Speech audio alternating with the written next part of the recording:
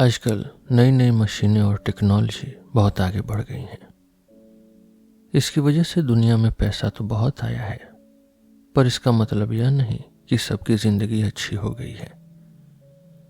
सच तो यह है कि आज भी दुनिया में बहुत से लोग डरे हुए हैं कि कहीं उनका काम न छिन जाए। जैसे जैसे दुनिया तरक्की कर रही है, अमीरी गरीबी का अंतर भी बढ़ता जा रहा है। लेकिन मेरे पास एक रास्ता है। अगर हम खतरों को संभालने का, रिस्क मैनेजमेंट का एक नया तरीका अपनाएं, तो हम आज और आने वाले कल के डरों को कम कर सकते हैं। इससे बुरा वक्त आने पर लोगों का भारी नुकसान नहीं होगा। जब लोगों के मन से डर निकल जाएगा तो वे नए नए काम करने की हिम्मत जुटा पाएंगे और दुनिया और भी बेहतर हो जाएगी। मेरी यह किताब एक ऐसे नए सिस्टम के बारे में है जो आम लोगों की छोटी छोटी कमाई और खुशियों को बचा कर रखेगी। अक्सर ऐसी छोटी तरक्कियों की खबर अखबारों में नहीं छपती, लेकिन आम आदमी के लिए यही सबसे जरूरी चीज होती है। अगर हम पुराने तौर तरीकों को बदलकर खतरों को संभालने का नया ढंग अपनाएं, तो हमारे समाज के लोगों की जिंदगी बहुत सुधर जाएगी। जैसे आज हम अपनी कार या घर का बीमा करवाते हैं ताकि बड़ी मुसीबत आने पर बच सकें, वैसे ही हमें एक ऐसा सिस्टम चाहिए जो हमें बड़े खतरों से बचाए। जैसे टेक्नोलॉजी बदलने की वजह से नौकरी चली जाना या मार्केट की हालत खराब होने से घर की कीमत गिर जाना। अगर हम ऐसा कर पाए तो नौजवान बच्चे बिना डर अपने नए आइडिया पर काम कर पाएंगे। पुराने जमाने के बड़े बड़े विद्वान जैसे कार्ल मार्क्स या कीन्स, उनके पास आज जैसी जानकारी और कंप्यूटर नहीं थे, इसलिए वे ऐसा कुछ नहीं सोच पाए। लेकिन आज हमारे पास हिसाब किताब लगाने की नई मशीनें और लोगों के दिमाग को समझने का विज्ञान यानी साइकोलॉजी है। हम ऐसी चीजें बना सकते हैं जो पहले कोई सोच भी नहीं सकता था। यह किताब कोई जादू की छड़ी नहीं है और न ही यह किसी राजनीति, किसी आइडियोलॉजी से जुड़ी है। यह तो बस एक रास्ता है जिससे हम अपनी जिंदगी को सच में बेहतर बना सकते हैं। यह कोई आखिरी फैसला नहीं है, बल्कि एक नई शुरुआत है जिसमें आगे चलकर और भी इम्प्रूवमेंट किए जा सकते हैं। मैंने यह काम साल 1997 में शुरू किया था। पहले मैंने कुछ भारी भरकम लेख लिखे थे, पर मुझे लगा कि ये बातें सबको आसान भाषा में बताना जरूरी है। बीच में मैं शेयर बाजार पर किताब लिखने लगा था, क्योंकि मुझे लगा कि लोग वहां बहुत बड़ी गलती कर रहे हैं। मैंने बताया था कि सिर्फ शेयर बाजार से कोई अमीर नहीं बनता और न ही इसकी कीमतें हमेशा ऊपर जाती हैं। अब मैं अपनी उसी बात को आगे बढ़ा रहा हूं। हम एक नए दौर में कदम रख रहे हैं। हमें सिर्फ बड़ी कंपनियों के बारे में नहीं, बल्कि हम सबके बारे में सोचना होगा। हमें समझना होगा कि कैसे नई टेक्नोलॉजी हमारी जिंदगी बदल रही है और हमें इसके लिए तैयार रहना होगा। जैसे बड़े शहरों के बड़े बाजारों में नए नए एक्सपेरिमेंट्स, नए नए प्रयोग होते रहते हैं, वैसे ही हमें भी कुछ नया करना होगा। वहां के लोग हिसाब किताब और दिमाग की चालों को समझकर बड़े बड़े काम करते हैं। वे जानते हैं कि खतरों को कैसे आपस में बांटना है ताकि किसी एक इंसान पर बोझ न पड़े। दिक्कत यह है कि ये सारी अच्छी चीजें सिर्फ बड़े लोगों और अमीर इन्वेस्टर्स के लिए ही रही हैं। आम आदमी की नौकरी, उसका घर और उसकी मेहनत को बचाने के लिए किसी ने ज्यादा कुछ नहीं किया। हमें इस सिस्टम को सबके लिए यानी डेमोक्रेटाइज बनाना होगा। जो फायदे बड़े सेठों को मिलते हैं, वही फायदे एक आम दुकानदार या नौकरी पेशा इंसान को भी मिलने चाहिए। आज हमारे पास इंटरनेट और मोबाइल जैसे बड़े हथियार हैं। इनकी मदद से हम पैसों के लेन देन और जानकारी को बहुत आसान बना सकते हैं। अगले कुछ सालों में हमारा पूरा कामकाज बदल जाएगा। यह नया सिस्टम इसलिए है ताकि लोग फेल होने के डर से घर न बैठें, लेकिन इसमें एक बात का ख्याल रखना होगा कि लोग गलत फायदा न उठाएं। गलत फायदा का मतलब है कि जब किसी को पता होता है कि उसका बीमा है तो वह लापरवाही करने लगता है या झूठ बोलकर पैसे ऐंठने की कोशिश करता है। हमें इससे बचना होगा। सोचिए, अगर कोई नया बिजनेस शुरू करना चाहता है पर डरता है कि डूब गया तो क्या होगा। अगर कोई कंपनी उसका रिस्क बांट ले तो वह बिना डरे काम शुरू कर सकता है। वह रिस्क छोटे छोटे टुकड़ों में बांटकर पूरी दुनिया के इन्वेस्टर्स के पास चला जाता है, इसलिए किसी एक को उसका भार महसूस नहीं होता। यही इस सिस्टम की सबसे बड़ी खूबसूरती है। माना कि कुछ कंपनियों ने इसमें धोखाधड़ी की है, पर इसका मतलब यह नहीं कि पूरा तरीका ही खराब है। हमें बस इसे और मजबूत बनाना है ताकि कोई भी आम आदमी के पैसे लेकर न भाग सके। हमें इस खतरों को बांटने की समझदारी को हर किसी तक पहुंचाना है। मेरे पास दुनिया को और भी बेहतर और सुरक्षित बनाने के लिए 6 बड़े आइडिया हैं। ये तरीके हमें आने वाले कल के डरों से आज़ाद कर देंगे। इनमें से कुछ तरीके प्राइवेट कंपनियों के लिए है और कुछ सरकार के लिए। पहला, कमाई और घर की कीमत का बीमा। आजकल हम अपनी जान का बीमा तो कराते हैं, लेकिन अपनी नौकरी या काम का नहीं। मेरा पहला आइडिया है कमाई का बीमा, लाइवलीहुड इंश्योरेंस। अगर किसी वजह से सालों तक आपकी कमाई कम हो जाए तो यह बीमा आपको पैसा देगा। फिर घर की कीमत का बीमा, होम इक्विटी इंश्योरेंस। अभी जो बीमा होता है वो सिर्फ घर में आग लगने या चोरी होने पर पैसा देता है, लेकिन अगर पूरे मोहल्ले की हालत खराब हो जाए और आपके घर की असली कीमत गिर जाए तो यह नया बीमा आपको उस नुकसान से बचाएगा। दूसरा आइडिया है पूरी दुनिया का बड़ा बाजार, मैक्रो मार्केट्स। जैसे आज लोग कंपनियों के शेयर खरीदते और बेचते हैं, वैसे ही हमें बड़े बाजार यानी मैक्रो मार्केट्स बनाने चाहिए। यहाँ सिर्फ कंपनियों का नहीं बल्कि पूरे देश की कमाई या किसी खास काम जैसे खेती या डॉक्टरी की कमाई का सौदा होगा। इससे होगा ये कि किसी एक इंसान का रिस्क पूरी दुनिया के लाखों निवेशकों, लाखों इन्वेस्टर्स में बढ़ जाएगा। तीसरा आइडिया, कमाई के हिसाब से कर्ज, इनकम लिंक्ड लोन्स। तीसरा आइडिया है कमाई से जुड़ा कर्ज। मान लीजिए आपने बैंक से उधार लिया। अगर आगे चलकर आपकी कमाई कम हो जाती है तो बैंक का कर्ज भी अपने आप कम हो जाएगा। इससे लोग कर्ज के बोझ तले दबकर बर्बाद नहीं होंगे।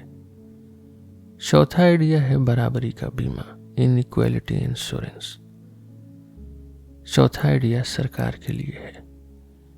हमें एक ऐसा बराबरी का बीमा, इनइक्वालिटी इंश्योरेंस चाहिए जिससे समाज में अमीर गरीब के बीच का अंतर बहुत ज्यादा न बढ़े।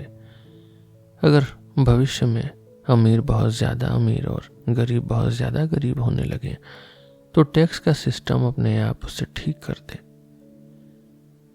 पांचवा, पीढ़ियों का मेल, सोशल सिक्योरिटी।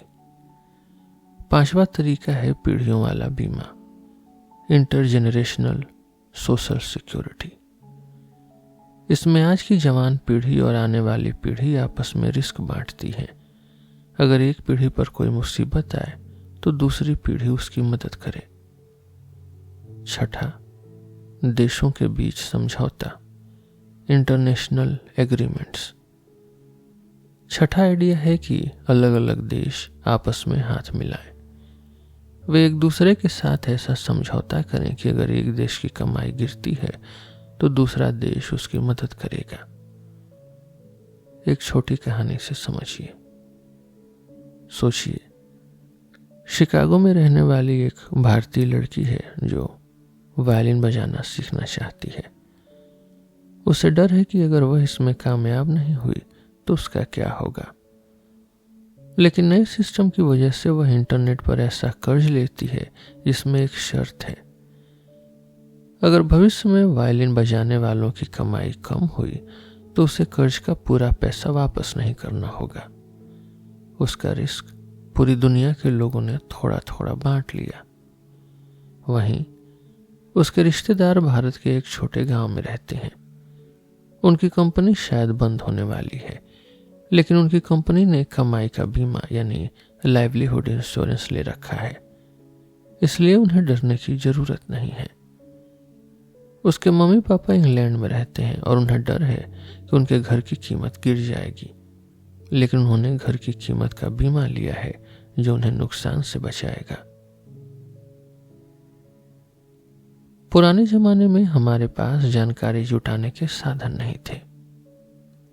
1889 में जर्मनी ने जब पहली बार बुढ़ापे के लिए पेंशन शुरू की तो वे सिर्फ कागज और पेन के भरोसे थे।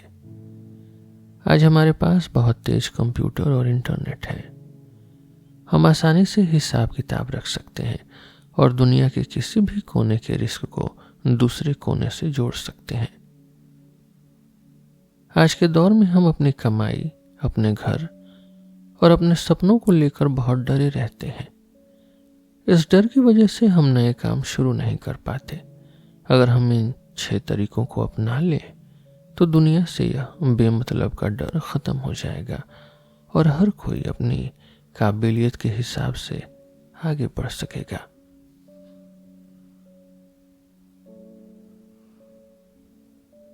पैसे के खेल यानी फाइनेंस की समझ पिछले कुछ सालों में बहुत तेज बढ़ी है। पहले लोग सिर्फ अपने अंदाजे या पुरानी बातों के भरोसे पैसा लगाते थे, लेकिन पिछले 50 सालों में कई बड़े स्कॉलर्स, कई बड़े उस्तादों ने मैथ और साइंस का इस्तेमाल करके इसे एकदम पक्का बना दिया है। अब कंप्यूटर के जरिए हम यह पता लगा सकते हैं कि अपनी पूरी जिंदगी की कमाई को कहां लगाना सही है। कई ऐसी वेबसाइट और कंप्यूटर सॉफ्टवेयर आ गए हैं जो हमें बताते हैं कि पैसा लगाने में कितना खतरा है और कितना फायदा। सिर्फ पढ़ाई लिखाई में ही नहीं, बल्कि असली दुनिया के बड़े बड़े बैंकों और कंपनियों ने भी नए नए तरीके निकाल लिए हैं। अब सिर्फ जान का ही नहीं, बल्कि मौसम की मार और बड़ी डिजास्टर्स का भी बीमा होने लगा है। यहाँ तक कि रूस और चीन जैसे देश जो पहले इन बातों को नहीं मानते थे, अब वे भी नए नए एक्सपेरिमेंट्स कर रहे हैं। एक बात समझिए, हम सब इंसान हैं, कोई रोबोट या कैलकुलेटर नहीं। पुराने जमाने में लोग समझते थे कि इंसान हमेशा अपना फायदा सोचकर हिसाब किताब लगाकर काम करता है, पर असलियत में ऐसा नहीं होता। हम अक्सर डर या लालच में आकर गलतियां करते हैं। इसलिए 1990 के बाद एक नई पढ़ाई शुरू हुई जिसे बिहेवियरल फाइनेंस कहते हैं। यह लोगों के बिहेवियर यानी उनके बर्ताव और उनके दिमाग को समझने का तरीका है। इसमें एक बहुत जरूरी चीज है, फ्रेमिंग यानी सजावट। इसका मतलब है कि कोई बात आपके सामने किस तरह पेश की जा रही है। अगर किसी चीज को अच्छे ढंग से पेश किया जाए तो लोग उसे आसानी से अपना लेते हैं। हमारा नया सिस्टम इसी बात पर टिका है कि वह लोगों के लिए इस्तेमाल करने में एकदम आसान हो। हर नई चीज में कुछ खतरे भी होते हैं। कभी कभी लोग बिना सोचे समझे बहुत ज्यादा पैसा लगाने लगते हैं, जिससे बाजार एकदम से ऊपर चढ़ जाता है और फिर बुरी तरह गिर जाता है। 2000 में ऐसा ही हुआ था जब लोगों की लाखों करोड़ों रुपए डूब गए थे। कुछ कंपनियां झूठ बोलकर लोगों को ठग लेती हैं, लेकिन जैसे शुरुआत में हवाई जहाज गिरते थे और अब वे सबसे सुरक्षित हैं, वैसे ही हमें इन गलतियों से सीखकर अपने सिस्टम को और मजबूत बनाना होगा। कभी कभी सरकारें बदल जाती हैं या लड़ाई छिड़ जाती है, जिससे पुराने वादे टूट सकते हैं, लेकिन इतिहास गवाह है कि ज्यादातर बड़े समझौते और लोगों की पेंशन ऐसी मुश्किल घड़ी में भी बची रहती है। बहुत से लोग सोचते हैं कि पैसों का लेन देन सिर्फ लालच का काम है, पर ऐसा नहीं है। यह इंसाफ से जुड़ी बात है। एक बड़े ज्ञानी उस्ताद थे, जॉन रॉल्स। उन्होंने एक बहुत बढ़िया बात कही थी। सोचिए, अगर आप पैदा होने से पहले यह तय कर सकें कि दुनिया कैसी होनी चाहिए, लेकिन आपको यह न पता हो कि आप अमीर के घर पैदा होंगे या गरीब के, ऐसी हालत में आप ऐसे ही नियम बनाएंगे जो सबके लिए अच्छे हों। आप चाहेंगे कि अगर कोई गरीब भी पैदा हो तो उसे पूरी सुरक्षा मिले। मेरा यह नया सिस्टम भी इसी सोच पर टिका है। हम समाज में ऐसी ऊंच नीच नहीं चाहते जो बिना किसी वजह के हो और लोगों को दर्द दे। तो इस किताब में आगे क्या है? पहले हम उन खतरों की जांच पड़ताल करेंगे जो हमारी कमाई को अचानक डुबो सकते हैं। फिर हम देखेंगे कि कैसे कंप्यूटर और इंटरनेट हमारे डर को कम कर सकते हैं। उसके बाद यहां मैं आपको उन 6 बड़े आइडिया के बारे में विस्तार से बताऊंगा। उसके आगे हम उन औजारों की बात करेंगे जिनसे यह सब सच हो पाएगा। और लास्ट में हम पुराने जमाने के उन लोगों की कहानियां देखेंगे जिन्होंने ऐसे ही बड़े बदलाव किए थे। फ्यूचर में आने वाले खतरों को देख पाना थोड़ा मुश्किल होता है। हम अक्सर आज की छोटी छोटी बातों में खो जाते हैं और बड़े खतरों के बारे में सोचना भूल जाते हैं। लेकिन जरा सोच कर देखिए, अगर 1950 के साल से ही हमारे पास खतरों को संभालने के वो 6 तरीके होते जिनके बारे में मैंने बताया है, तो आज की दुनिया कैसी दिखती? चलिए एक कहानी की तरह से समझते हैं। 1950 में दूसरे विश्व युद्ध के बाद यूरोप पूरी तरह टूट चुका था। तब अमेरिका ने मार्शल प्लान के नाम से उन्हें 13 अरब डॉलर की मदद दी। लोगों को लगा कि यह बहुत बड़ी भलाई है, लेकिन सच तो यह है कि यह अमेरिका की कुल कमाई का सिर्फ 1% से थोड़ा ही ज्यादा था। अमेरिका ने यह मदद सिर्फ दया में नहीं दी थी, बल्कि उन्हें डर था कि कहीं यूरोप के लोग किसी गलत रास्ते जैसे कम्युनिज्म पर न चले जाएं। अगर उस वक्त हमारे पास कमाई का बीमा, लाइवलीहुड इंश्योरेंस होता, तो यूरोप को यह पैसा किसी से भीख या तोहफे में नहीं मांगना पड़ता। उन्हें कानूनन और भी ज्यादा पैसा मिलता और वे बहुत जल्दी अपने पैरों पर खड़े हो जाते। एशिया के देशों को तो उस वक्त वैसी मदद भी नहीं मिली जैसे यूरोप को मिली थी। अमेरिका ने एशिया के लिए मार्शल प्लान के मुकाबले सिर्फ 6% पैसा ही खर्च किया। अगर तब हमारे पास बड़े बाजार, मैक्रो मार्केट्स होते, तो जापान और बाकी एशियाई देश 10 साल पहले ही अमीर बन गए होते। अफ्रीका की कहानी तो और भी दुख भरी है। नाइजीरिया को 1960 में आज़ादी मिली, तो वहां एक आदमी की साल भर की औसत कमाई 1054 डॉलर थी। लेकिन 38 साल बाद यानी 1998 में यह बढ़ना तो दूर, घटकर 1025 डॉलर रह गई।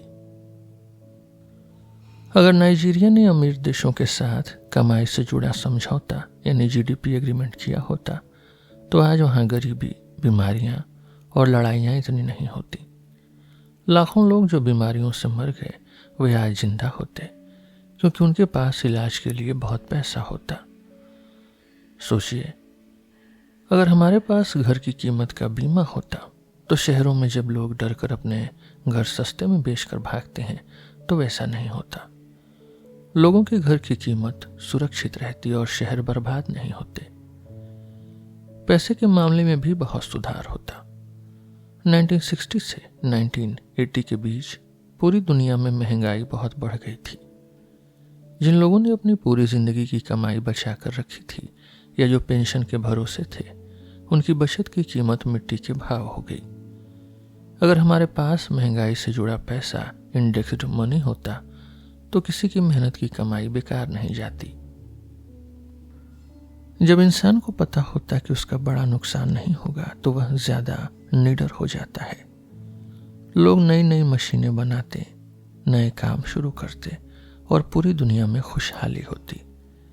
भारत जैसे देश बहुत पहले ही अपनी सीमाओं को व्यापार के लिए खोल देते, क्योंकि उन्हें पता होता कि अगर कोई छोटा काम बंद भी हुआ तो कमाई का बीमा उन्हें संभाल लेगा। यह सब सिर्फ एक सोचने का तरीका है, लेकिन इससे हमें समझ आता है कि सही तरीके अपनाकर हम दुनिया को कितना सुरक्षित बना सकते हैं। आप सोच रहे होंगे कि अगर ये 6 आइडिया इतने ही बढ़िया हैं तो इन्हें 1950 में ही क्यों नहीं शुरू कर दिया गया। असल में उस समय की सबसे बड़ी कमी थी जानकारी और मशीनें, इंफॉर्मेशन टेक्नोलॉजी। आज हमारे पास सुपर फास्ट कंप्यूटर हैं, लेकिन 1950 में लोग सिर्फ कागज, पेंसिल, टाइपराइटर और प्रिंटिंग प्रेस के भरोसे थे। उस वक्त किसी को पक्का पता ही नहीं था कि पूरे देश की कमाई यानी नेशनल इनकम कितनी है। बड़े बड़े देशों ने भी इसका हिसाब रखना बहुत बाद में शुरू किया। घरों की कीमतों का भी कोई पक्का पैमाना नहीं था। अगर हमें घर की कीमत का बीमा, होम इक्विटी इंश्योरेंस करना है तो हमें पता होना चाहिए कि किस मोहल्ले के घर की कीमत कितनी बढ़ रही है या गिर रही है। ये सब जानकारी तब मौजूद नहीं थी, इसलिए उस समय ये सब करना नामुमकिन था। लेकिन आज हमारे पास वो सारी ताकत है जिससे हम इसे सच कर सकते हैं। दुनिया बहुत तेजी से बदल रही है, नई नई मशीनें और रोबोट आ रहे हैं। आने वाले 50 सालों में बहुत उथल पुथल होने वाली है। कुछ लोग अचानक बहुत अमीर हो जाएंगे तो कुछ लोग अपने नौकरी खोकर गरीब हो सकते हैं। रिस्क को संभालने का एक ही पक्का नियम है, मुसीबत आने से पहले तैयारी करिए। जैसे घर में आग लगने के बाद आप बीमा नहीं करवा सकते, वैसे ही मंदी आने के बाद आप खुद को नहीं बचा पाएंगे। हमें अभी से ये नए सिस्टम बनाने होंगे। आज हमारे सामने बहुत से ऐसे खतरे हैं जो दिखाई नहीं देते। हमें लगता है कि अगर देश तरक्की कर रहा है तो सबका भला होगा। जैसे कहते हैं ना कि जब नदी में पानी बढ़ता है तो सारी नावें ऊपर उठती हैं, लेकिन सच ये नहीं है। हकीकत में आपकी कमाई इस बात पर टिकी है कि आप मशीन और टेक्नोलॉजी के साथ मिलकर कितना काम कर पाते हैं।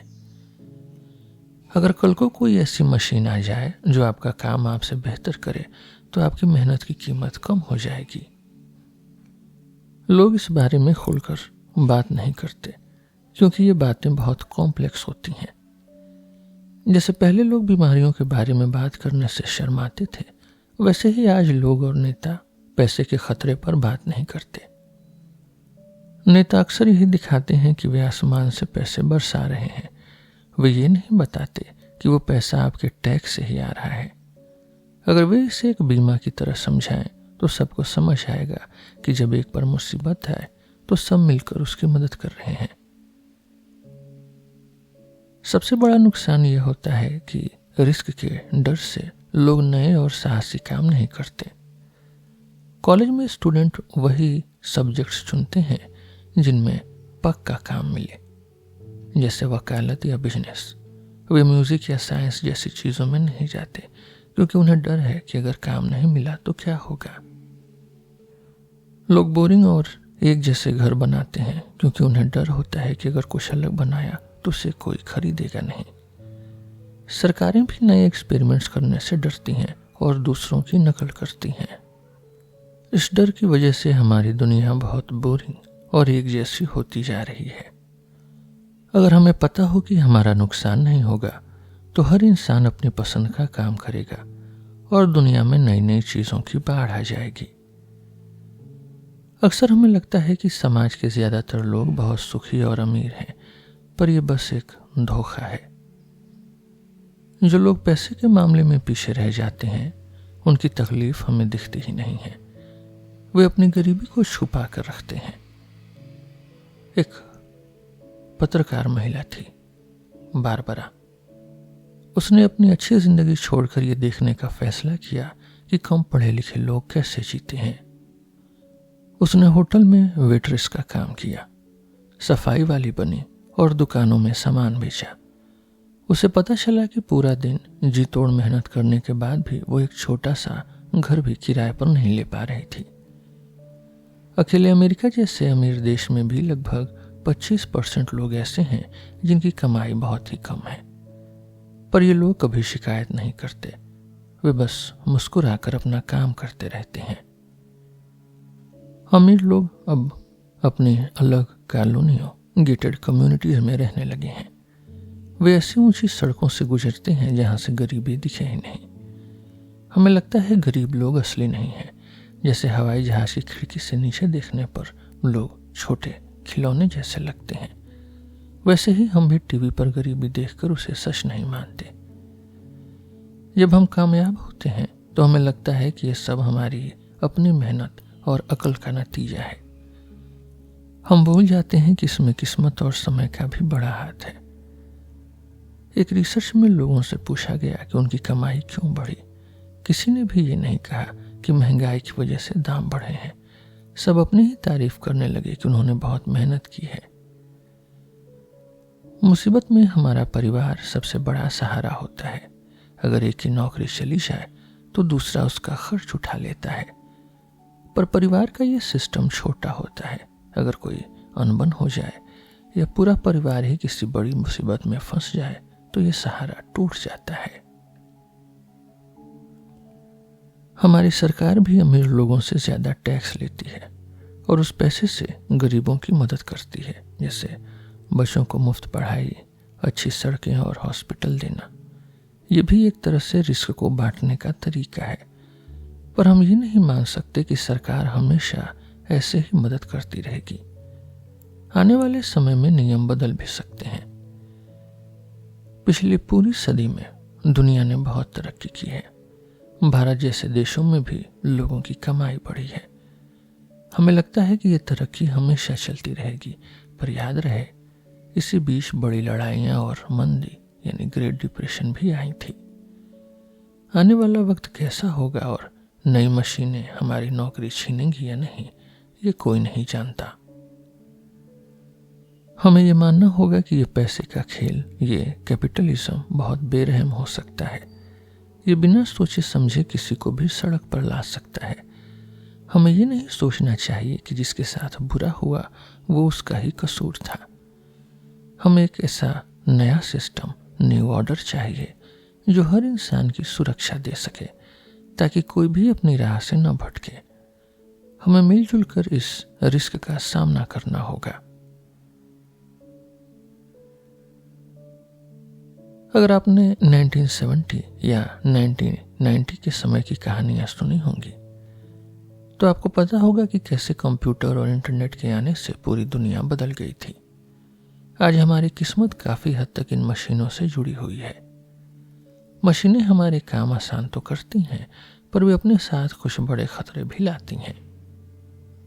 इन खतरों को बदले वाली मार या रिवेंज इफेक्ट्स कह सकते हैं। बहुत से लोग कहते हैं कि नई मशीनों से कोई डर नहीं है, पर सच तो ये है कि ये डर असली है।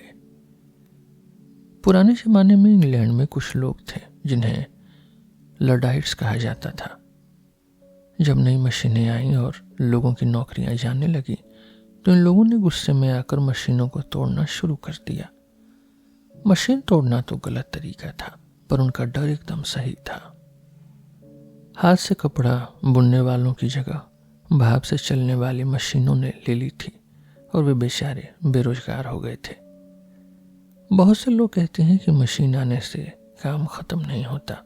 इसे काम का हिस्सा, लंप ऑफ लेबर फेलेसी कहते हैं। सच है कि काम एकदम खत्म नहीं होता, लोग दूसरा काम ढूंढ लेते हैं, पर खतरा यह है कि मशीनों की वजह से लोगों की सैलरी बहुत कम हो सकती है। हो सकता है आपको दूसरी नौकरी मिल जाए, पर शायद उसमें उतने पैसे न मिले जितने पहले मिलते थे। आज के समय में 4 बड़ी चीजें हमें डरा रही हैं। पहला, मशीनी दिमाग, साइबरनेटिक्स। यह एक ऐसा विज्ञान है जिसमें कंप्यूटर और मशीनों को इंसान के दिमाग की तरह काम करना सिखाया जाता है। अब ऐसी मशीनें आ रही हैं जो इंसान की जगह फैसले ले सकती हैं। 50 साल पहले एक मैथमेटिशियन नॉर्बर्ट विनर ने कहा था कि जैसे खुदाई करने वाली मशीन के सामने एक मजदूर टिक नहीं सकता, वैसे ही आने वाले समय में कंप्यूटर इंसान के दिमाग की भी कीमत कम कर देंगे। आज हॉस्पिटल्स में हेल्पमेट नाम के रोबोट घूम रहे हैं जो खुद ही लिफ्ट पकड़कर खाना या दवा पहुंचा देते हैं। अब घास काटने वाले और गोल्फ का बैग उठाने वाले रोबोट भी आ गए हैं। अगर कल को कोई ऐसी मशीन आ जाए जो आपका काम आपसे सस्ता और अच्छा करे, तो आपकी पगार, आपकी वेज गिरना तय है। दूसरा, पुराने जमाने में हर शहर में अपने गायक और कलाकार होते थे, पर अब इंटरनेट और टीवी की वजह से लोग सिर्फ दुनिया के सबसे अच्छे कलाकार को ही सुनना चाहते हैं। इसकी वजह से थोड़े से सुपरस्टार तो अरबों कमा रहे हैं, पर बाकी छोटे कलाकारों को कोई नहीं पूछता। यही हाल टीचर्स का भी हो सकता है। अब एक स्टार टीचर इंटरनेट के जरिए लाखों बच्चों को पढ़ा सकता है। ऐसे में हजारों दूसरे टीचर्स की जरूरत कम हो सकती है। डॉक्टर और वकील के प्रोफेशन में भी ऐसा ही हो सकता है। तीसरा, आज की टेक्नोलॉजी की वजह से ये जरूरी नहीं रहा कि आपका ऑफिस आपके घर के पास हो। ईमेल और वीडियो कॉल की वजह से अब न्यूयॉर्क की कंपनी का काम इंडिया में बैठा इंसान आसानी से कर सकता है। इंडिया आज दुनिया का बैक ऑफिस बनता जा रहा है, ये अच्छी बात है, पर इससे अमीर देशों के लोगों की सैलरी कम होने का खतरा बढ़ गया है। अब तो ऐसी मशीनें आ रही हैं जिनसे एक शहर का डॉक्टर दूसरे शहर के मरीज का ऑपरेशन कर सकता है। चौथा, नई मशीनों और हथियारों की वजह से अब जंग और आतंक का खतरा भी बढ़ गया है, जिससे पूरे समाज के पैसे का मामला बिगड़ सकता है। अपनी जिंदगी के हर एक खतरे का अलग अलग बीमा करवाना नामुमकिन है। आप घर जलने या लैपटॉप चोरी होने का बीमा तो करा सकते हैं, पर जिंदगी में ऐसे हजारों छोटे छोटे खतरे हैं जो आपकी कमाई खा सकते हैं। सच तो यह है कि इतने सारे कारण हैं कि किसी एक को पकड़ना मुश्किल है। इसलिए हर छोटे खतरे के लिए अलग कागज बनाने के बजाय हमें एक ऐसा बड़ा सिस्टम चाहिए जो देश की पूरी कमाई को सुरक्षा दे सके। हमें से जो लोग आज कामयाब हैं, उन्हें लगता है कि यह सब उनकी मेहनत का फल है, पर सच तो यह है कि इसमें किस्मत का भी बड़ा हाथ होता है। इसे एक पुराने एग्जाम्पल से समझते हैं। वियतनाम की लड़ाई के समय अमेरिका में एक लॉटरी निकाली गई थी। हर लड़के को उसकी जन्म तारीख के हिसाब से एक नंबर 1 से 366 तक दिया गया। जिनका नंबर छोटा था उन्हें जबरदस्ती फौज में लड़ने जाना पड़ा, और जिनका नंबर बड़ा था वे बच गए। जांच पड़ताल से पता चला कि जिन लोगों को फौज में जाना पड़ा, उनकी कमाई 10 साल बाद भी उन लोगों से 15% कम थी जो बच गए थे। सिर्फ एक नंबर की वजह से उनकी पूरी जिंदगी का रास्ता बदल गया। मेरा भी नंबर 362 आया था, इसलिए मैं बच गया और अपनी पढ़ाई पूरी कर सका। अगर मेरा नंबर 1 होता तो शायद आज मैं ये किताब नहीं लिख रहा होता। यही जिंदगी की ऊंच नीच यानी रैंडमनेस है, जिसे हमें इस नए सिस्टम के जरिए संभालना है। मुसीबत कभी अकेले नहीं आती। जब देश पर कोई बड़ी आफत आती है तो सब कुछ एक साथ बुरा होने लगता है। जैसे 1997 में एशिया में हुआ था। वहां एक साथ पैसों की कीमत गिर गई, शेयर बाजार डूब गया और लोगों की नौकरियां चली गईं। सब कुछ एक दूसरे से जुड़ा होता है। सबसे ज्यादा उथल पुथल तो लड़ाई के वक्त होती है। लड़ाई सिर्फ जान ही नहीं लेती, बल्कि पैसों के मामले को भी पूरी तरह पलट देती है। कुछ लोग रातों रात अमीर हो जाते हैं तो कुछ अपना सब कुछ खो देते हैं। इक्वलिटी लाना बहुत मुश्किल काम है। सरकार चाहती तो है कि बोझ सब पर बराबर हो, पर उसे फैक्ट्रियों को लालच भी देना पड़ता है ताकि वे लड़ाई का सामान बना सकें। वर्ल्ड वॉर 1 में अमेरिका ने कोशिश की कि कंपनियां ज्यादा मुनाफा न कमाएं, पर तब तक बहुत देर हो गई थी। वर्ल्ड वॉर 2 में कंपनियों ने अपनी असली कमाई को खर्चों के पीछे छिपा लिया, जैसे महंगे लंच और फालतू की बिजनेस यात्राएं। जापान की हालत देखिए। लड़ाई के बाद वहां के पुराने रईसों की दौलत मिट्टी में मिल गई। सिर्फ वही बच पाए जो बहुत होशियार थे और जिन्होंने मौके का फायदा उठाया। इन सब खतरों को संभालने का सबसे अच्छा तरीका यह है कि हम हर छोटी मुसीबत के बजाय पूरे देश की कमाई पर नजर रखें। अगर हमारे पास एक ऐसा सिस्टम हो जो मुसीबत आने से पहले तैयार हो, तो हम लोगों की कमाई को अचानक गिरने से बचा सकते हैं। अब आप सोच रहे होंगे कि यह सब होगा कैसे। इसका जवाब है टेक्नोलॉजी। जैसे जैसे कंप्यूटर और मशीनों की ताकत बढ़ रही है, हमारे काम करने का तरीका भी बदल रहा है। आज हमें कागज और पेन बहुत मामूली लगते हैं, पर किसी जमाने में ये बहुत बड़े इन्वेंशंस थे। 1800 के साल में जब मशीन से कागज बनाना शुरू हुआ, तो रिकॉर्ड रखना बहुत सस्ता हो गया। 1850 में चिट्ठी भेजना आसान हुआ। उससे पहले एक आम आदमी साल में सिर्फ 4 चिट्ठियां पाता था। आज हम हजारों ईमेल्स पढ़ते हैं। फोटोकॉपी और टाइपराइटर के आने से जानकारी को सही सही संभालना और एक जगह से दूसरी जगह भेजना आसान हो गया। जर्मनी ने तो उस वक्त सरकारी नौकरी के लिए एग्जाम्स शुरू किए ताकि पढ़े लिखे लोग इस सारी जानकारी को सलीके से संभाल सकें। आज यही सब काम कंप्यूटर और इंटरनेट कर रहे हैं। आज हमारे पास जो जानकारी है, जो डेटा है, वह पहले के मुकाबले करोड़ों गुना ज्यादा है।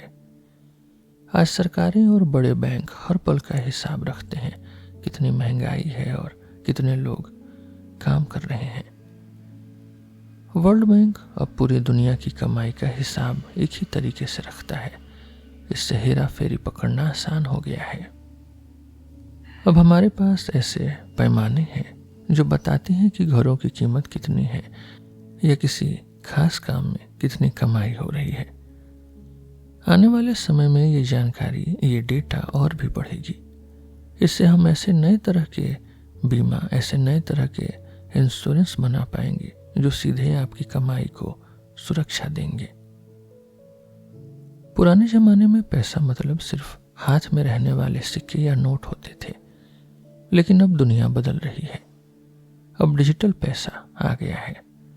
आपने देखा होगा कि अब लोग कैश के बजाय कार्ड या फोन से पेमेंट करना ज्यादा पसंद करते हैं। आने वाले समय में ऐसा भी हो सकता है कि आप दुकान में जाएं, सामान उठाएं और बस बाहर निकल आएं। आपके खाते से पैसे अपने आप कट जाएंगे। जैसे बाजार में सामान खरीदा और बेचा जाता है, वैसे ही अब खतरों यानी रिस्क का भी बाजार बन गया है। पहले शेयर बाजार में लोग जोर जोर से चिल्लाकर सौदे करते थे, लेकिन अब सब कुछ ऑनलाइन हो गया है। अब ऐसे कंप्यूटर सिस्टम आ गए हैं जो पूरी दुनिया के खरीदारों और बेचने वालों को एक पल में मिला देते हैं। यहाँ तक कि अब आप एक एक शेयर खरीदने के बजाय पूरी की पूरी लिस्ट एक साथ खरीद सकते हैं। पिछले कुछ सालों में हमारे दिमाग को समझने वाले विज्ञान यानी साइकोलॉजी ने बड़ी तरक्की की है। जो लोग नए नए तरीके खोजते हैं, वे इस पढ़ाई का इस्तेमाल यह समझने के लिए कर सकते हैं कि हम इंसान दुनिया को कैसे देखते हैं। अगर हमें समाज के सबसे बड़े खतरों को संभालना है, तो हमें ऐसे सिस्टम बनाने होंगे जो सालों साल टिके, और ये सिस्टम तभी चलेंगे जब वे लोगों की समझ में आए। कंप्यूटर को सुधारना तो आसान है, बस उसका प्रोग्राम बदल दें, लेकिन हम इंसानों का दिमाग पुराने सोचने के तरीके में फंसा रहता है। इसीलिए हमें इंसानी फाइनेंस इंजीनियरिंग की जरूरत है। मतलब ऐसा तरीका जो हमारी दिमागी कमियों को ध्यान में रखकर बनाया गया हो। आज कंप्यूटर साइंस में इस बात पर बहुत पढ़ाई हो रही है कि इंसान और कंप्यूटर आपस में कैसे जुड़ते हैं। नया सिस्टम बनाने के लिए सबसे पहले यह समझना जरूरी है कि इंसान फैसले लेने में कहाँ कहाँ गलती करता है।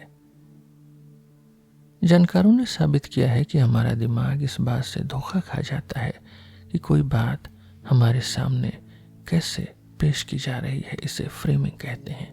जैसे एक ही बात को अलग तरीके से कहने पर हमारा फैसला बदल जाता है। यह हमारे दिमागी प्रोग्रामिंग की एक गड़बड़ है। नाम और निशानों का भी बहुत बड़ा असर होता है। जैसे अगर हम किसी कागज को बीमा कहते हैं तो लोग उसे आसानी से मान लेते हैं। हमारे कल्चर में बीमा शब्द का मतलब है भरोसा, सुरक्षा और समझदारी। जांच पड़ताल से पता चला है कि जब हमें किसी चीज की कीमत का अंदाजा नहीं होता तो जो भी नंबर हमें सबसे पहले दिखता है हमारा दिमाग उसे ही खूंटा बना लेता है। एक एग्जाम्पल से समझिए। कुछ जानकारों ने घर बेचने वाले दलालों को एक घर दिखाया। उन्होंने दलालों को घर की जानकारी वाले कागज दिए। कुछ दलालों को घर की मांगी गई कीमत बहुत ज्यादा बताई गई और कुछ को कम। नतीजा यह निकला कि जिन दलालों ने बड़ी कीमत देखी थी उन्होंने उस घर की असली कीमत भी 10% ज्यादा आंकी। वे उस पहले नंबर यानी एंकर से प्रभावित हो गए थे, जबकि उन्हें खुद भी इसका पता नहीं चला। हमें अपने नए सिस्टम में ऐसे ही सही खूंटे, ऐसे ही एंकर्स लगाने होंगे जो लोगों को सही रास्ता दिखा सकें।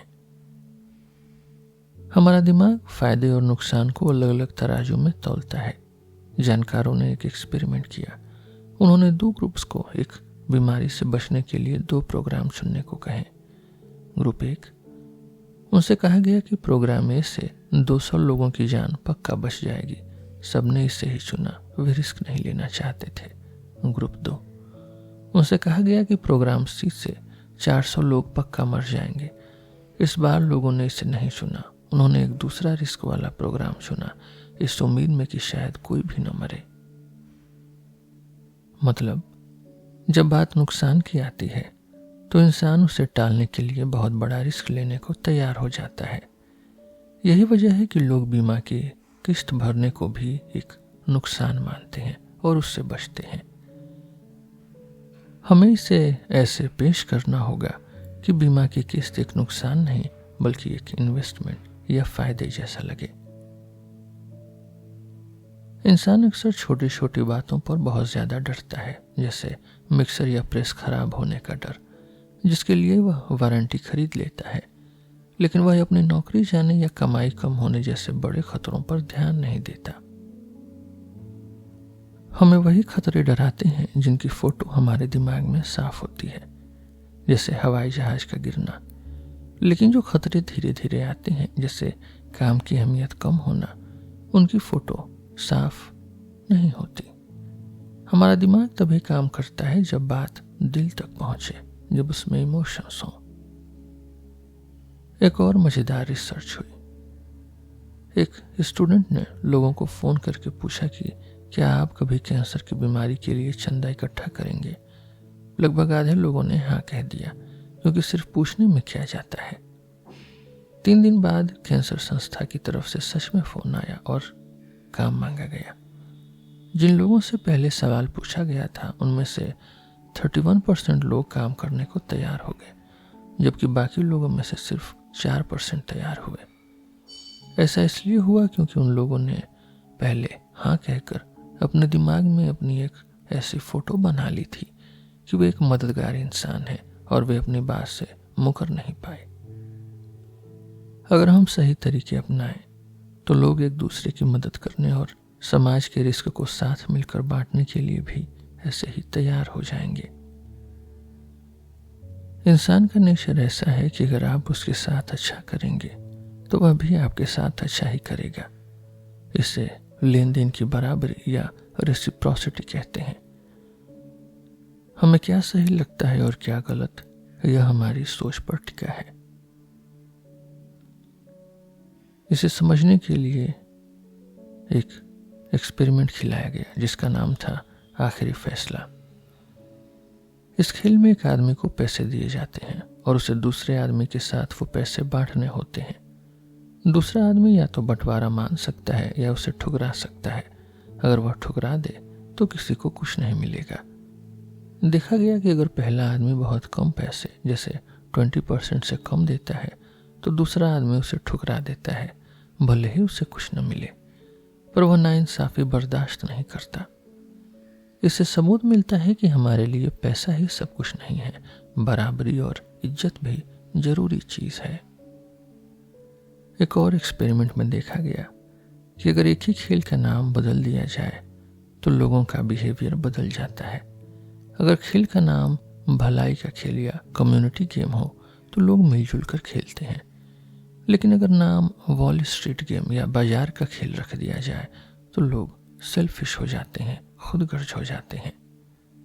इसलिए अगर हम समाज के लिए रिस्क बांटने के नए तरीके लाते हैं तो उनका नाम और उन्हें समझाने का तरीका, फ्रेमिंग ऐसा होना चाहिए कि सबको उसमें अपनी भलाई दिखे। इतिहास में 2 बड़ी सीख हैं इसकी। पहली बड़ी लड़ाई के बाद, वर्ल्ड वॉर 1 के बाद जर्मनी पर बहुत सारा कर्ज थोप दिया गया। इसे सजा और बदले के तौर पर पेश किया गया। इसका नतीजा यह हुआ कि जर्मनी के लोगों में बहुत गुस्सा भर गया। उन्होंने इसे चुकाने से मना कर दिया और पैसे देने के बजाय लड़ना बेहतर समझा। इससे हमें पता चलता है कि अगर किसी काम को सजा के रूप में थोपा जाए तो लोग उसे कभी दिल से नहीं मानते। दूसरा, इसके उलट अमेरिका में जब बुजुर्गों के लिए पैसे का इंतजाम किया गया, सोशल सिक्योरिटी, तो उसे बहुत समझदारी से पेश किया गया। सरकार ने इसे बीमा और आपका योगदान यानी कंट्रीब्यूशन नाम दिया। इससे लोगों को लगा कि यह उनका हक है क्योंकि उन्होंने इसके लिए खुद पैसे दिए हैं। लोग अपनी सैलरी की रसीद पर सोशल सिक्योरिटी का टैक्स लिखा देखते हैं तो उन्हें गर्व होता है कि वे अपने फ्यूचर के लिए पैसे जमा कर रहे हैं। राष्ट्रपति रूजवेल्ट ने जानबूझकर ऐसे शब्दों का इस्तेमाल किया ताकि कोई भी नेता बाद में इस सिस्टम को खत्म न कर सके। इन सब बातों से हमें यह समझ आता है कि अगर हमें समाज को बदलना है और पैसे का मामला सुधारना है तो हमें लोगों के दिमाग यानी साइकोलॉजी को समझना होगा।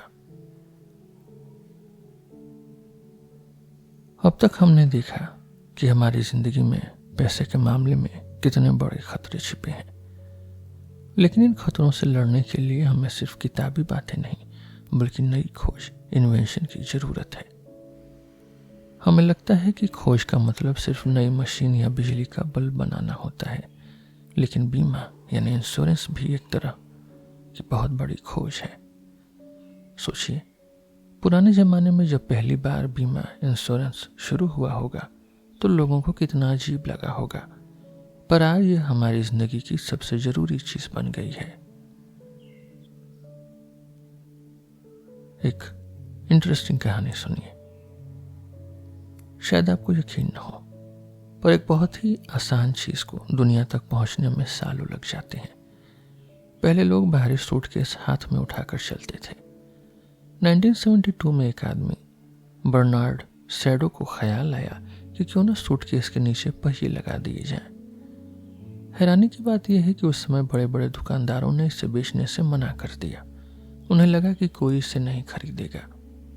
फिर 20 साल बाद एक पायलट ने 2 पहिए वाला रोला बोर्ड बनाया जो आज हम सब इस्तेमाल करते हैं। पैसे की दुनिया में भी ऐसी ही आसान खोज छिपी हुई है। बस दिक्कत यह है कि जब तक बहुत सारे लोग उसे इस्तेमाल नहीं करने लगते तब तक हमें वह बेकार लगती है। हमें लगता है कि अगर ये आइडिया इतना ही अच्छा है तो पहले किसी ने क्यों नहीं किया। पर सच तो यह है कि अच्छी चीजों को भी पहचान मिलने में समय लगता है। अब एक लड़की की कहानी सुनते हैं जो बायोकेमिस्ट्री यानी साइंस की बहुत ऊंची पढ़ाई कर रहा है। वह अपना पूरा समय और मेहनत एक खास तरह की दवा बनाने में लगा रहा है, लेकिन उसके मन में एक बड़ा डर है। क्या होगा अगर 10 साल बाद इस पढ़ाई की बाजार में कोई कीमत ही न रहे? क्या होगा अगर उसकी जगह कोई सस्ती मशीन काम करने लगे? आज के दौर में ऐसे पढ़े लिखे नौजवानों के सामने यह एक बहुत बड़ा संकट है, बहुत बड़ी क्राइसिस। अगर वह डर गया तो वह शायद ये पढ़ाई छोड़ देगा और कोई बोरिंग काम करने लगेगा। इससे समाज का बहुत नुकसान होगा, क्योंकि शायद वह लड़का कैंसर जैसी बीमारी का इलाज खोज सकता था। यहाँ काम आता है मेरा आइडिया कमाई का बीमा, लाइवलीहुड इंश्योरेंस। वह लड़का आज ही एक बीमा ले सकता है। वह वादा करेगा कि वह अपने फ्यूचर की सैलरी का एक छोटा हिस्सा किस्त यानी प्रीमियम के रूप में भरेगा। बदले में अगर फ्यूचर में उस खास काम की मांग गिर जाती है और सबकी इनकम कम हो जाती है, तो बीमा कंपनी उसे हर महीने पैसे देगी।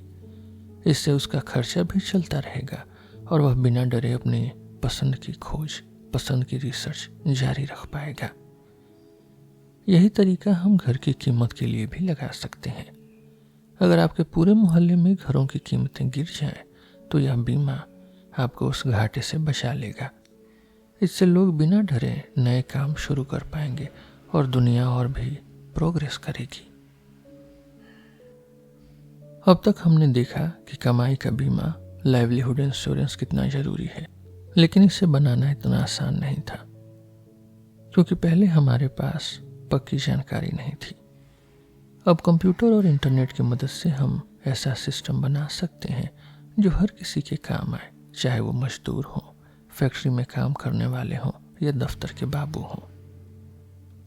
यह बीमा या इंश्योरेंस आज के जीवन बीमा यानी लाइफ इंश्योरेंस से एकदम अलग होगा।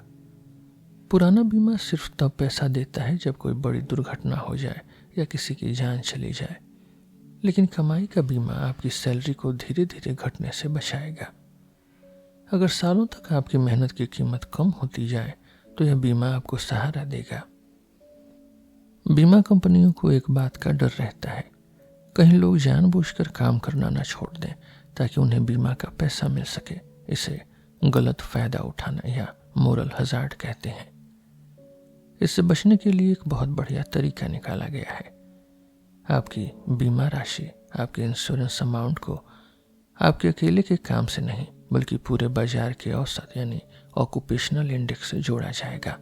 जैसे अगर आप कंप्यूटर इंजीनियर हैं और पूरी दुनिया में इंजीनियरों की सैलरी गिर जाती है, तो आपको बीमा का पैसा मिलेगा। लेकिन अगर सिर्फ आपकी सैलरी गिरी क्योंकि आप काम में ढिलाई कर रहे थे, तो आपको पैसा नहीं मिलेगा। इससे यह पक्का हो जाएगा कि आप मेहनत से काम भी करेंगे, और अगर सच में आपका पूरा पेशा, पूरा प्रोफेशन ही खतरे में है, तो आपको सुरक्षा भी मिलेगी। पुराने जमाने से ही परिवार एक दूसरे का सहारा रहे हैं। यह नया बीमा परिवार की इस ताकत को और बढ़ाएगा। इसमें यह देखा जाएगा कि आपके घर में कितने लोग कमाने वाले हैं और किन पर खतरा ज्यादा है। साथ ही इससे बीमारी का बीमा या डिसेबिलिटी इंश्योरेंस के साथ भी जोड़ा जा सकता है। आजकल लोग अक्सर पीठ दर्द या छोटी बीमारी का बहाना बनाकर बीमा का पैसा ऐंठने की कोशिश करते हैं। फ्यूचर में कंप्यूटर और डिजिटल मशीनों की मदद से यह पता लगाना आसान हो जाएगा कि कौन सच में बीमार है और कौन झूठ बोल रहा है। इससे बीमा का किस्त यानी प्रीमियम सस्ती हो जाएगी और सबको फायदा होगा। आजकल बहुत सी कंपनियां अपने कर्मचारियों को कंपनी के शेयर देती हैं। सुनने में यह बहुत अच्छा लगता है, पर इसमें एक बड़ा खतरा है। यूनाइटेड एयरलाइंस और एनरॉन जैसी कंपनियों में कर्मचारियों ने अपनी सारी जमा पूंजी कंपनी के शेयरों में लगा दी थी। जब कंपनियां डूबी तो लोगों की नौकरियां भी गईं और उनकी जिंदगी भर की कमाई भी मिट्टी में मिल गई। मेरा तरीका यह है कि कर्मचारियों को कंपनी में हिस्सा तो मिले, लेकिन साथ में उन्हें कमाई का बीमा यानी लाइवलीहुड इंश्योरेंस भी दिया जाए। इससे अगर कंपनी या वो पूरा काम ही डूबने लगे तो भी कर्मचारी सड़क पर नहीं आएंगे। अब बात करते हैं आपके सबसे बड़े सपने यानी अपने घर की। अक्सर लोग डरते हैं कि अगर उनके मोहल्ले में कुछ बदलाव हुआ तो उनके घर की कीमत गिर जाएगी। 1977 में शिकागो के पास एक शहर था, ओक पार्क। वहां जब अलग अलग तरह के लोग रहने आए तो पुराने लोग डर के मारे अपने घर सस्ते में बेचकर भागने लगे। इसे डर वाली भाग दौड़ कहते हैं। जब सब एक साथ घर बेचेंगे तो कीमत तो गिरेगी ही। इसे रोकने के लिए वहां एक खास नियम बनाया गया, घर की कीमत का बीमा। सरकार ने कहा, तुम डरो मत, अगर तुम्हारे घर की कीमत गिरी तो हम उसकी भरपाई करेंगे। नतीजा यह हुआ कि लोग शांति से रहने लगे और घर की कीमतें भी नहीं गिरी। मेरा और मेरे साथी एलन का सोचना है कि इस बीमा को, इस इंश्योरेंस को और बेहतर बनाया जाए। हम चाहते हैं कि पैसा इस आधार पर मिले कि पूरे इलाके की कीमत कितनी गिरी है, न कि सिर्फ आपके अकेले के घर की। इससे कोई झूठ नहीं बोल पाएगा। न्यूयॉर्क के सिरेक्यूज शहर में भी ऐसा काम शुरू हुआ है, जिसके लिए सरकार ने $50 लाख की मदद दी है। अगर यह पूरे देश में आ जाए तो किसी भी आम आदमी को अपना घर खोने का डर नहीं रहेगा। अब एक बहुत बड़ी चीज के बारे में सोचिए। अभी हम सिर्फ कंपनियों के शेयर खरीदते हैं, पर क्या हो अगर आप पूरे देश की तरक्की में हिस्सा ले सकें। मान लीजिए हम अमेरिका की पूरी कमाई, उसके जीडीपी को छोटे छोटे टुकड़ों में बांट दें। एक टुकड़ा, एक शेयर, पूरे देश की कमाई का 1 लाख करोड़वां यानी ट्रिलियंथ हिस्सा हो। आज के हिसाब से देखें तो एक टुकड़े पर आपको हर 3 महीने में $2.5 यानी साल के $10 मिलेंगे। अगर देश खूब तरक्की करेगा तो आपकी कमाई बढ़कर $12 हो जाएगी, और अगर मंदी आई तो गिरकर $8 रह जाएगी। ऐसे बाजार को हम देश की कमाई का बाजार कहेंगे। यह आज के शेयर बाजार से 20 गुना बड़ा और जरूरी होगा। अभी हमारे पास ऐसा कोई तरीका नहीं है जिससे हम पूरे देश का रिस्क दूसरों के साथ बांट सकें। 1994 में बुल्गारिया ने $1.86 करोड़ $1.865 बिलियन का ऐसा कर्ज लिया था, जिसमें शर्त थी कि अगर देश की तरक्की कम हुई तो वे इंटरेस्ट भी कम देंगे। सिंगापुर भी $2.70 करोड़ $2.7 बिलियन के ऐसे शेयर्स गरीबों में बांटे गए ताकि उन्हें देश की तरक्की का फायदा मिले। मेरे और एलन के पास एक जादुई तरीका है जिसे हम अप और डाउन मैक्रो कहते हैं। यह 2 जूतों की जोड़ी जैसा है। अगर आप अप वाला हिस्सा खरीदते हैं तो देश की तरक्की होने पर आपको फायदा होगा। अगर आप डाउन वाला हिस्सा खरीदते हैं तो देश में मंदी आने पर आपको पैसा मिलेगा। इससे होगा ये कि आम लोग डाउन वाला हिस्सा लेकर खुद को मंदी से बचा सकते हैं, और बड़े इन्वेस्टर्स अप वाला हिस्सा लेकर देश की तरक्की में पैसा लगा सकते हैं।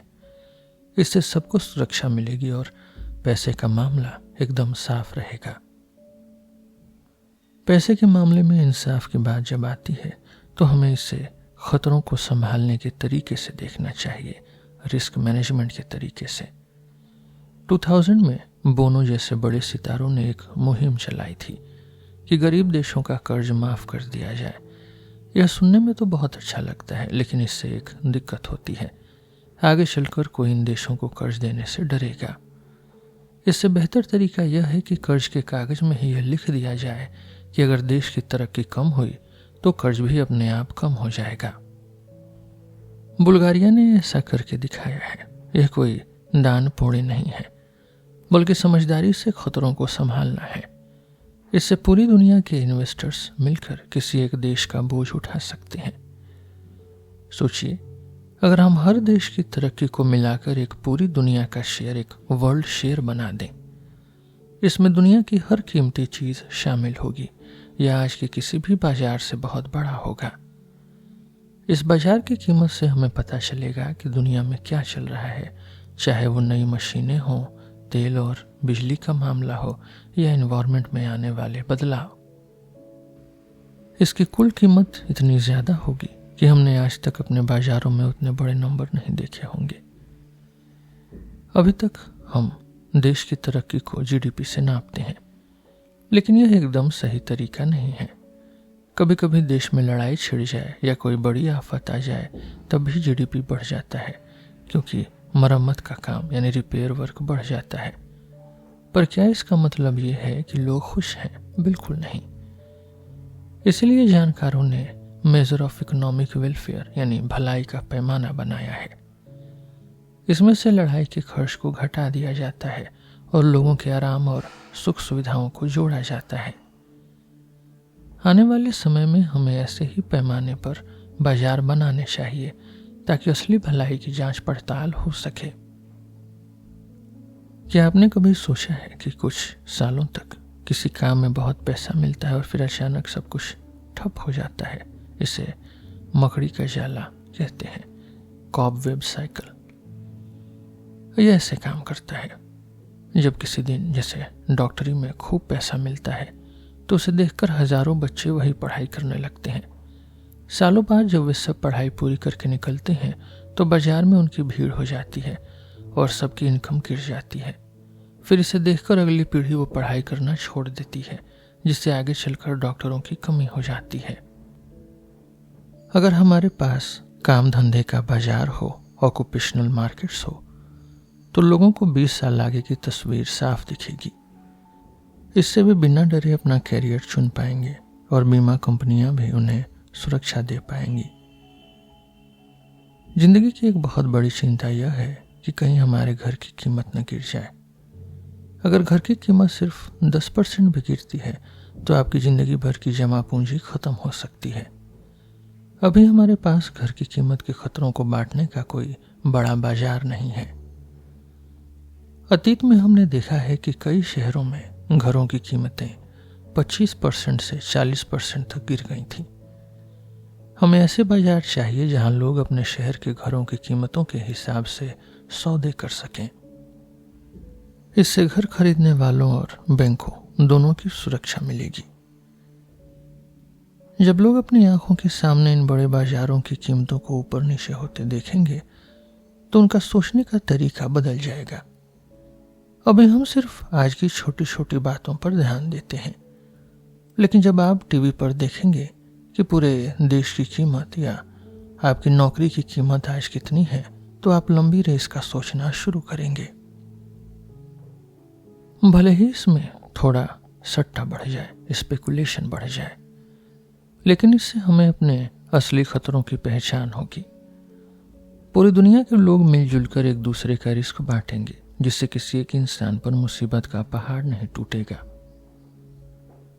आजकल के ज़माने में जब हमारे पास इतने तेज कंप्यूटर और मशीनें हैं तो पुराने ढर्रे पर कर्ज लेना एकदम गलत है। पुराना तरीका क्या है? आप बैंक से पैसा लेते हैं और एक पक्की ब्याज दर तय हो जाती है, एक फिक्स्ड इंटरेस्ट रेट। अब चाहे आपकी नौकरी रहे या जाए, आपको उतनी ही भारी किस्त भरनी पड़ती है। नतीजा यह होता है कि इंसान तब तक पिसता रहता है जब तक वो पूरी तरह टूट न जाए और आखिर में उसे खुद को बैंकरप्ट घोषित करना पड़ता है। इससे बहुत अच्छा तरीका यह है कि कर्ज को आपकी कमाई के हिसाब से घटाया या बढ़ाया जाए। इसे ही हम इनकम लिंक्ड लोन्स या पगार से जुड़ी उधारी कहते हैं। बैंक आपको घर खरीदने या पढ़ाई के लिए पैसे देगा, लेकिन उसकी वापसी की शर्तें आपकी कमाई पर टिकी होंगी।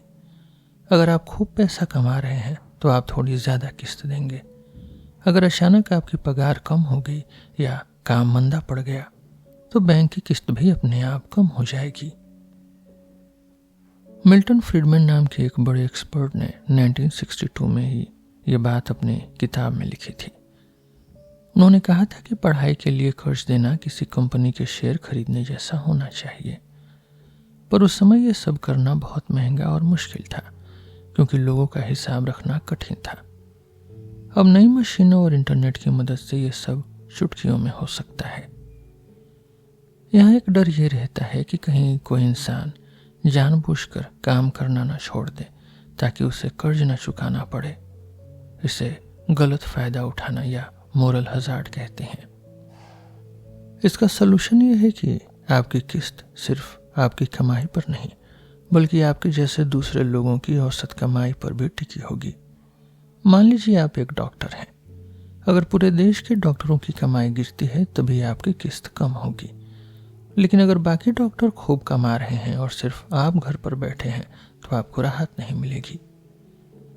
फ्यूचर में जब आप बैंक जाएंगे तो आप ये नहीं पूछेंगे कि ब्याज कितना है, आप ये पूछेंगे कि बैंक आपकी सैलरी का कितना हिस्सा मांगेगा जैसे जॉन्स परिवार को 20 लाख का लोन चाहिए।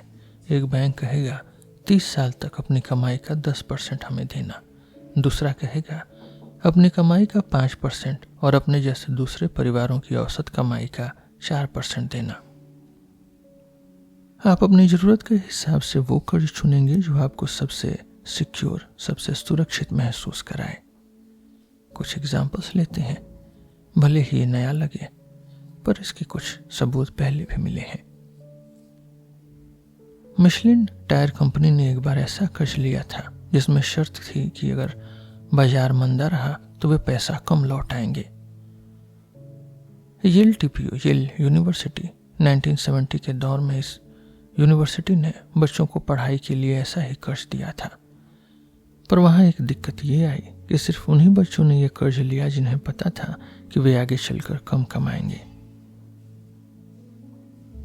मशहूर गायक डेविड बोवी ने 1997 में अपने आने वाली कमाई के बदले कर्ज लिया था। इसे बोवी बॉन्ड्स कहा गया। इसमें कुछ पेच भी हैं, जैसे पैसे का मामला, इकोनॉमिक यूनिट अक्सर सिर्फ एक इंसान का नहीं, पूरे परिवार का होता है। अगर पति पत्नी साथ मिलकर टैक्स भरते हैं और फिर उनका तलाक हो जाए तो कर्ज कौन चुकाएगा? इन सब बातों के लिए हमें पक्के और साफ नियम बनाने होंगे। साथ ही सरकार को बैंकरप्सी होने के कानून में भी बदलाव करना होगा। जैसे आजकल पढ़ाई के कर्ज यानी स्टूडेंट लोन्स को माफ करना मुश्किल होता है, वैसे ही इन नए कर्जों को भी पक्का बनाना होगा ताकि लोग इसका गलत इस्तेमाल न करें और बैंक बिना डरे सबको पैसा दे सके। ये नए तरह के कर्ज कोई छोटी मोटी चीज नहीं है, ये आपकी जान बचा सकते हैं। अगर फ्यूचर में नई मशीनें लोगों की नौकरियां छीनने लगे तो जिन लोगों ने ये इनकम लिंक्ड लोन लिया होगा, पगार से जुड़ा कर्ज, वे बर्बादी से बच जाएंगे क्योंकि उनकी किस्तें अपने आप कम हो जाएंगी। ये समाज को सुरक्षित बनाने का एक बहुत बड़ा और जरूरी कदम है। असली फाइनेंस का मतलब जुआ खेलना नहीं, बल्कि रिस्क को सबके बीच फैला देना है। हमें अपनी आने वाली पीढ़ियों को सिर्फ बाजार के भरोसे नहीं छोड़ना चाहिए। समाज का असली आधार तो वो प्यार और मेलजोल है जो एक अच्छे परिवार में होता है। सरकार का काम बस उसी पारिवारिक सुरक्षा को पूरे देश के लिए कानूनी रूप देना है। बिना जानकारी के न तो बीमा मिल सकता है और न ही बैंक से कर्ज। आज भी हमें टैक्स भरने या घर खरीदने के लिए बहुत सारे कागज दिखाने पड़ते हैं। अगर हमें पूरी दुनिया का रिस्क संभालना है तो हमें एक बहुत बड़ा ग्लोबल रिस्क इंफॉर्मेशन डेटाबेस यानी ग्रिड बनाना होगा। यह एक ऐसी जादुई तिजोरी होगी जहां दुनिया भर की कमाई और कीमतों का ताजा हिसाब किताब होगा। यह ग्रिड की तिजोरी पूरी दुनिया के लिए होगी क्योंकि पैसे का मामला अब पूरी दुनिया से जुड़ा है। इसमें एक यूनिवर्सल प्लग, एक डेटा सॉकेट जैसा सिस्टम होगा।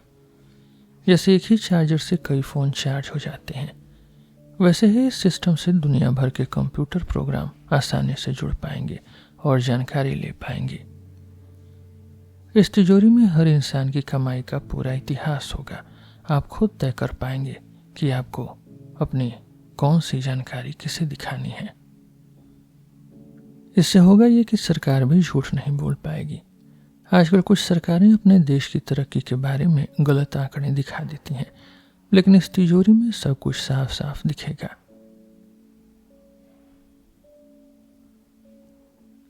कभी सोचा है कि हम सब पैसे के पीछे इतने पागल क्यों रहते हैं?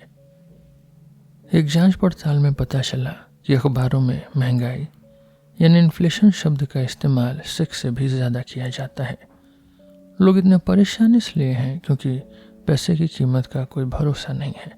वो कभी बढ़ती है तो कभी एकदम गिर जाती है। चिली नाम के देश ने 1967 में एक बहुत बढ़िया तरीका निकाला। उन्होंने एक ऐसी यूनिट, ऐसी इकाई बनाई जिसका नाम रखा यूएफ। यह कोई सिक्का या नोट नहीं है, बल्कि नापने का एक तरीका है, यूनिट ऑफ अकाउंट है। जैसे हम कहते हैं कि यह घर 10 लाख का है, चिली के लोग कहते हैं यह घर 100 यूएफ का है। मान लीजिए आज एक यूएफ की कीमत 100 रुपये है। अगर अगले महीने महंगाई की वजह से चीज़ें महंगी हो गई तो एक यूएफ की कीमत अपने आप बढ़कर 102 रुपये हो जाएगी। इससे होता यह है कि अगर आपने 10 साल के लिए घर किराए पर लिया है तो आप हर महीने 10 यूएफ किराया देंगे। आपको हर साल किराया बढ़ाने के लिए बहस नहीं करनी होगी। कंप्यूटर और अखबार हर रोज बता देंगे कि आज एक यूएफ कितने रुपए का है। इससे न मकान मालिक का नुकसान होता है न किराएदार का। नाम में बहुत जादू होता है। यूएफ सुनने में थोड़ा कठिन लगता है। मैं इसे बास्केट कहना चाहता हूँ, जैसे एक टोकरी में घर की जरूरत का सारा सामान, दूध, ब्रेड, दाल भरा हो। फ्यूचर में हम अपनी सैलरी, बैंक का कर्ज और बच्चों की फीस सब कुछ इन बास्केट में तय करेंगे।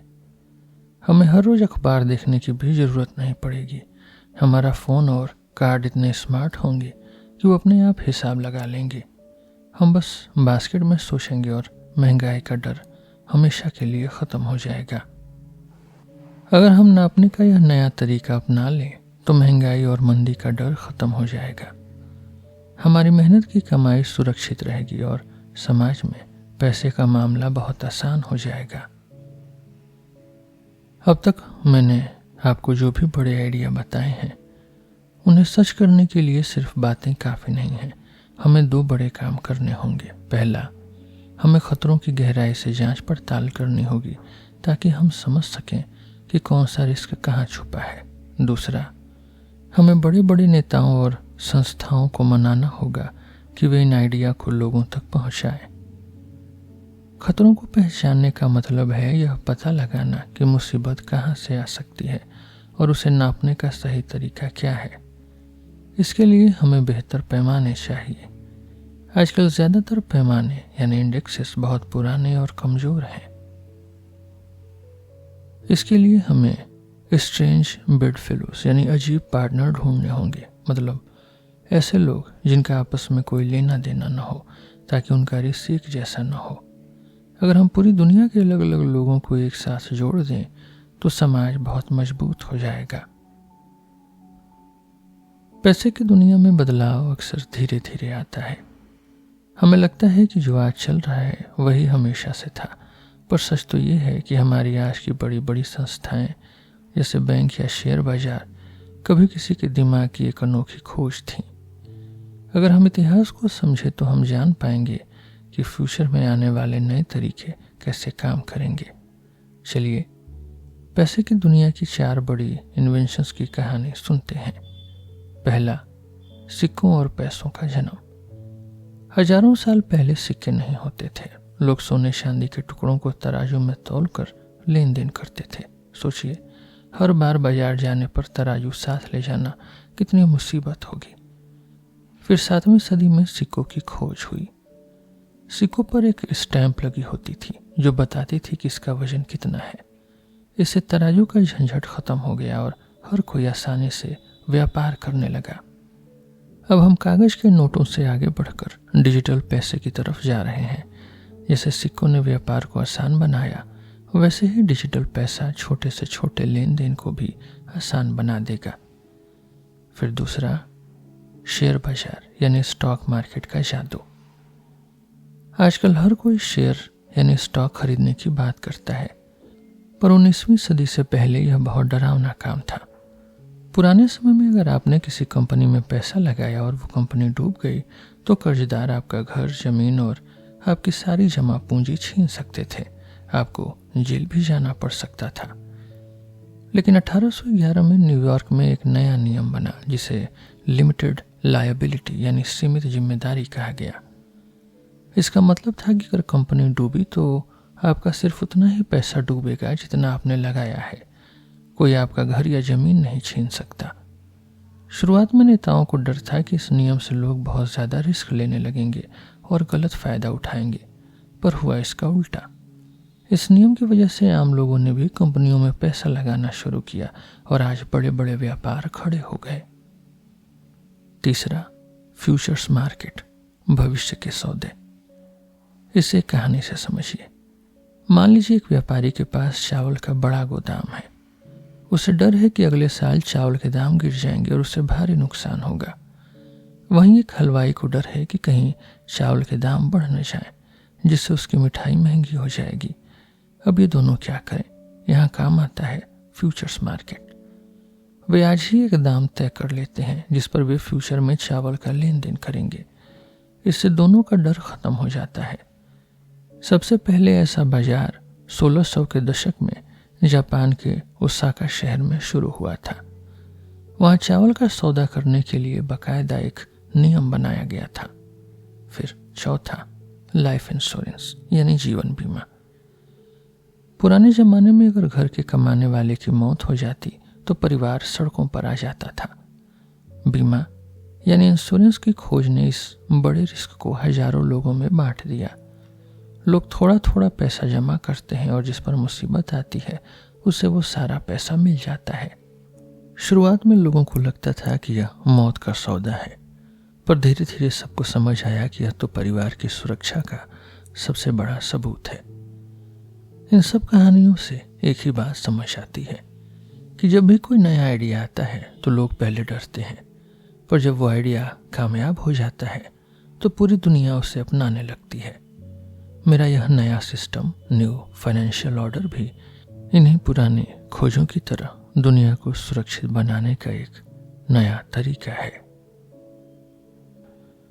और वक्त आ गया है कि हम इन सब आइडिया को एक साथ जोड़कर देखें। यह सिर्फ छोटी मोटी फेरबदल नहीं है, बल्कि एक ऐसा बड़ा बदलाव है जो हमारी जिंदगी को पूरी तरह सुरक्षित बना देगा। हमने ग्लोबल तिजोरी यानी ग्रिड और बास्केट्स जैसी चीजों के बारे में सीखा, पर इस बदलाव को सच करने के लिए हमें 3 बड़ी बातों को समझना होगा।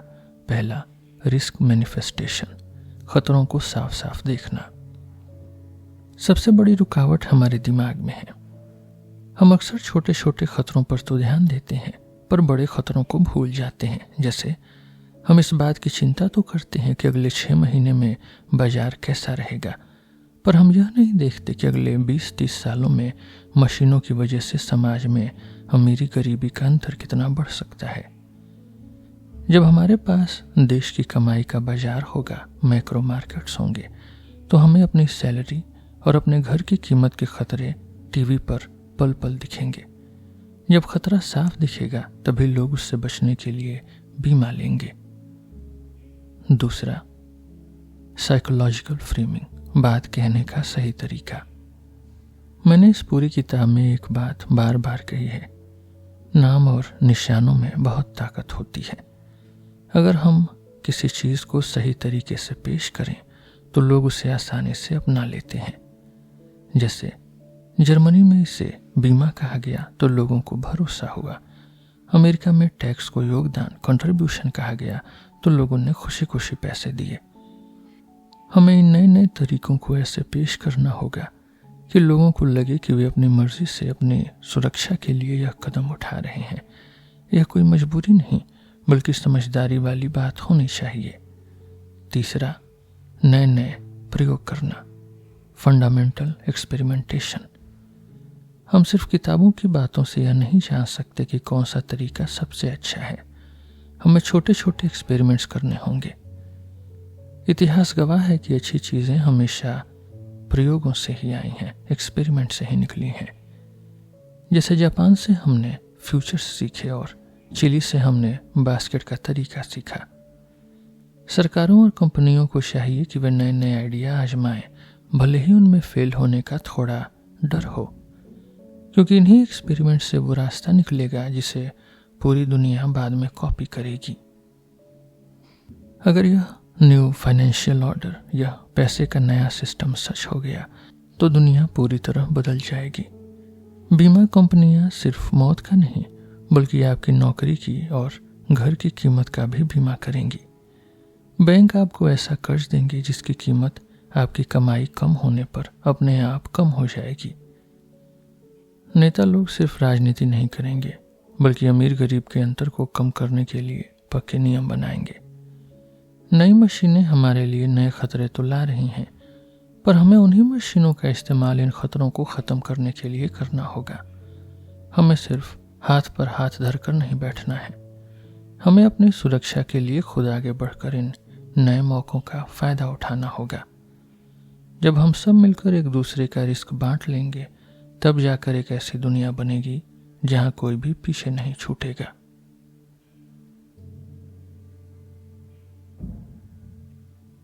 इस किताब में बस इतना ही।